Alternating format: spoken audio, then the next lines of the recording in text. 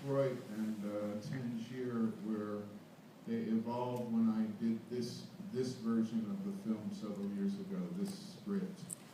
Previous script was set in Rome and Detroit, but Tangier is one of my favorite places on the planet, so I just wanted to shoot there, and also it seemed like a place that it would draw Eve to it. And I like it because it's separated from European culture in a way. It's not a Christian culture. It's not even an alcohol culture. So it's a hashish culture. So it's a very different feeling there. And Detroit is a city I also really deeply love. I'm from the Midwest. I'm from Ohio, but Detroit was always, wow, when I was a child, it was almost mythological, Detroit as being this Paris of the Midwest, and very different, like Cleveland, always felt culturally secondary to Detroit. So, and now what's happening with Detroit is it's very tragic and sad and it's very unusual, maybe not so unusual, I don't know.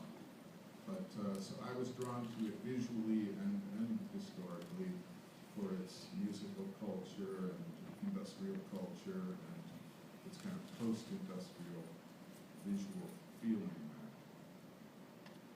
Oh, and as far as the interior stuff, I think maybe when vampire films are really in the genre of horror films, that kind of enclosed claustrophobia is very helpful for that aspect, for being scary, feeling uneasy, vampires sleeping in a confined coffin, not being able to be touched by sunlight, becomes a very claustrophobic and maybe important element when the focus of the film is fear and a horror film, which this is not. This is a film of, in a way, openness, openness to ideas, to culture, to surroundings, to observe, to one's own consciousness. So I think maybe not so consciously on our part, but the film stylistically then reflects that rather than a claustrophobic kind of horror.